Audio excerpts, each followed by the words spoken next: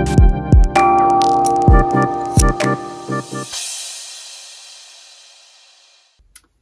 guys, and welcome back. It's our final week in the It's Personal series. Today we are bringing it into land. First, just to remind you that 10 o'clock on Sunday we have our youth chat. It'd be great to see you. Log on, have a 20 minutes, just a bit of a chat, maybe a bit of a pray, just a good time to connect. Also, before we start, I'm a bit bored of how I start these, just sat here. So I wondered if you have any suggestions. If you have any suggestions, drop it on our Instagram. How can I make the intro to this just a little bit more interesting? I'd love to hear your thoughts. Otherwise, we're going to crack on with our final series. So, to start things off, we've all heard of the before and after phrase, haven't we? How something looked great maybe before and then even better afterwards. It's all to do with about how something has changed. Maybe your hair's gone through a little bit of that. Maybe your hair looked great before the pandemic hit, and now afterwards, because so many barbers and places are shut or you've had to have a home haircut, maybe it doesn't look as great if you're anything like me. Or maybe you saw a picture of yourself that looked great before, but then you put that little filter on it on Instagram and now it looks even better. We all have those moments, those before and afters, and we love them. My favourite though to check out, and I actually end up watching quite a few of these videos on YouTube whenever I'm trying to pass some time, is the before and after of CGI effects. I think it's incredible what they can do with computers these days, and I want you to check out a bit of what they can do. Check these out. In the olden days, what you'd see on a movie set would look pretty much the same as what you'd see in the final film. But with modern technology giving us the capability of CGI, all you need is a green screen and a couple of props. And because of this, movie sets nowadays look completely different to what you see in the final movie. So here are some movie clips without the visual effects, for you to see what they really look like. Life of Pi.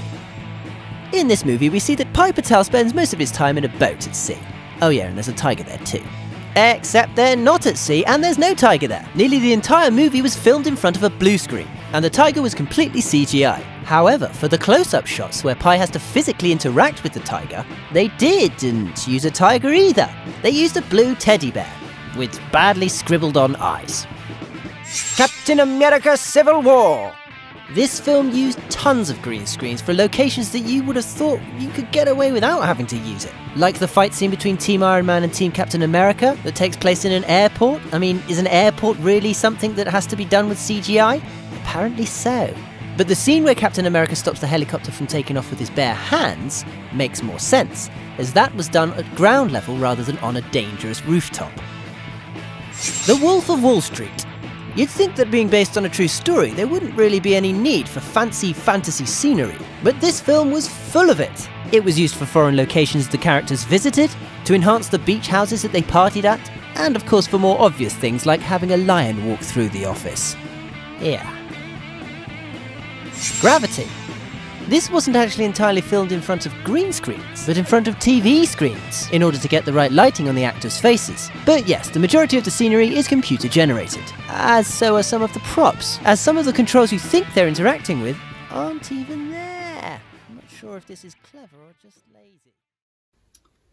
I think we love a good before and after, don't we? And I love a good before and after of a CGI film, because what it does is it takes that thing that we think is impossible and makes it possible. It transports our mind to this incredible world, and it's amazing.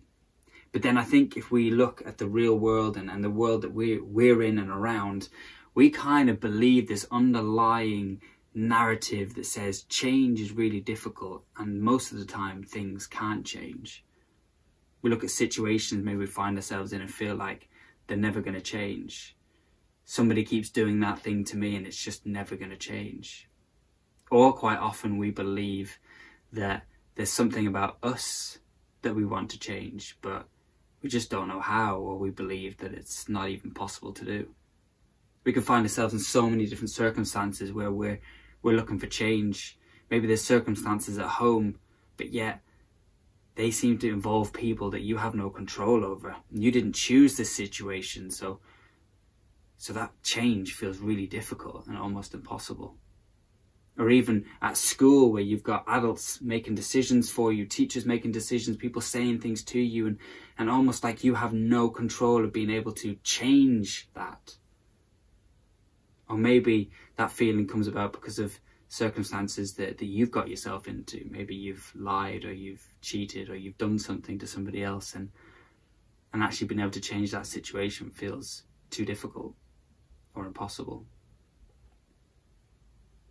I think it could be really easy to believe that lie that it's not possible. But I think we find ourselves in that trap a lot. I think we find ourselves thinking that change is kind of a distant thing that we can't grab. And by believing that, we start to believe that things aren't possible. But that's where I love looking at the stories of Jesus. And that's where the story that we've been looking at over the past few weeks comes in. And we're going to dive straight back in to that story of Zacchaeus and see what Jesus has to say about this particular topic. So over the past few weeks, we've been looking at this story of Zacchaeus, and this story where Jesus spotted Zacchaeus and made it personal to him. Now, just a bit of a recap. As we've heard, Zacchaeus wasn't a very liked man. He was a tax collector. He had a very sly and slimy reputation. He wasn't particularly loved. And then we have this moment where he wanted to catch a glimpse of this man that he'd heard of, this man that could offer him hope, this man that could offer him this life-changing experience. So he climbs a tree in order to see him. And we have this moment where Jesus spots Zacchaeus, and out of the whole crowd looks up at him, calls him by name and says, I am going to go and spend today at your house. And last week we looked at how the crowd responded to that, how the crowd would have seen Zacchaeus, and how the crowd would have put their own thoughts and views onto who Zacchaeus was, but yet Jesus saw straight past that and saw what really mattered to Zacchaeus' heart. It said this, didn't it? All of the people saw this and began to mutter, he's gone to be the guest of a sinner. So obviously, like we said, the crowd thought that Zacchaeus was a sinner. They thought he wasn't worthy of even being near Jesus, let alone have Jesus in his house with him. But yet Jesus looked straight past that, saw who Zacchaeus was, and says, I love you no matter what. I love you no matter what, so I'm coming to your house. Let's just have a look and see what the result of that was. But Zacchaeus stood up and said to the Lord, Look, Lord, here and now I give half of my possessions to the poor, and if I have cheated anybody out of anything, I will put back 4 times the amount. Jesus said to him, Today salvation has come to this house, because this man too is a son of Abraham. For the Son of Man came to seek and to save the lost. Talk about change. And you know what? What I love about this really short interaction that we just heard, what really makes me smile, is that Jesus hardly said anything. He didn't come at Zacchaeus like pointing the finger or making him feel guilty. He didn't have this preach or this talk or this kind of like point that he was making. He just approached Zacchaeus in a way that said, I care about you. I want to get to know you. I want to go to your house. He approached him as seeing the potential that he had to change. And that changed everything. You see, Jesus made it personal by seeing Zacchaeus' potential to change. And that's kind of exactly what happened. Suddenly Zacchaeus was wanting to give back 4 times the amount that he'd taken. This interaction with Jesus had changed his life. Not only had it changed his life, but then it had changed his life and how he interacted with those around him. Suddenly he was committed to wanting to give back. His life had been changed. And what's so amazing about this story is that Jesus didn't wait to approach Zacchaeus until after he'd changed. No, he approached Zacchaeus before, because he saw deep down in him, he saw the potential for Zacchaeus to change, and that's exactly what happened. And amazingly, that's exactly what Jesus does for us. Jesus makes it personal because he knows our potential. He knows that no matter what situation we find ourselves in, no matter what circumstances, no matter what age we are, no matter where we live, that we have the potential to change our lives, that we have a potential for things to be different. We all have the potential for change. And Jesus sees that, and he doesn't wait. He doesn't say, I'm going to wait for you to change something in your life. I'm going to wait for you to do something different. No, no, no, no. He doesn't stand back, but he approaches as you are, everything intact, everything that you bring, everything that makes up who you are. And he says, I love you, and I see your potential, and I see that you can change, and I'm going to stand by your side as you do it.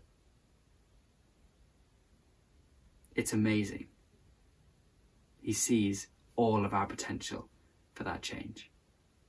So what does this mean? What does this actually mean for my life?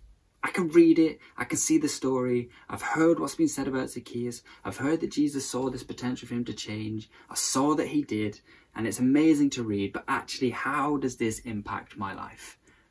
Well, first, it impacts our lives because it's true for us now, and it can happen to us. And I think the first place we need to start, if we want to see change, we want to see our lives change, is we need to spend more time with Jesus. We need to hang out with him more. It wasn't until Jesus came to Zacchaeus' house and Zacchaeus hung out with Jesus that we actually started to see change in Zacchaeus' life. And it's the same for us. We need to spend more time with him. If we want to see that change, spend time with him. Whether that be through prayer or reading the Bible or small groups or connect groups or through Vibe or however it is that you want to connect with him, I promise you, by spending more time with him, we will see change in our lives. And the second way is that we then need to start looking around at those around us. Who's in your life? You see, Jesus saw the potential for us to change, but he sees that same potential for everybody else around us. So who are you close friends with? Who can you support in helping them see their potential? Who can you support in helping them see that spending time with Jesus changes our lives? Who can support you in that? And then also looking wider, who is it that you've viewed as not being able to change? Who is it you've made that judgment? Who is it that you saw and went, I know all about them, just as we looked in this story? Who is it that you think, actually, I need to view them through the eyes that Jesus views them? They have the potential to change. They have the potential to be this person that Jesus sees them. They have the potential to have this amazing, life-changing relationship with Jesus. How can I go about having that conversations? How can I go about seeing them through a different lens? Spend time with Jesus. When you spend time with him, we'll start to see people through that lens. So guys, that's quite a big one to end with, and it's been quite an incredible journey to go through this story of Zacchaeus and just see how Jesus interacted with him, how Jesus saw his potential, looked past who he was, showed him that he was loved and called him out by name and made it personal to him, and then ultimately changed his life. What an incredible, rich, beautiful story that we can pull so much from. So guys, as we go about our weeks this week, I want to leave you with a question to ponder. And that question is, what is that one thing that you want to change in your life? What is that one thing that you want Jesus to really speak into and help you change? So guys, have a great week. Hopefully we'll see you at 10 AM on Sunday for a bit of a chat and a pray. Have a think about some different ways that maybe I can start these videos to make it a little bit more interesting. But otherwise, have a great week and stay safe, guys. And see you next week for our new series. I think it's going to be a one-off starting with a trending, and you'll find out what that is next week. But for the time being, have a good one, guys. Take it easy. Bye-bye.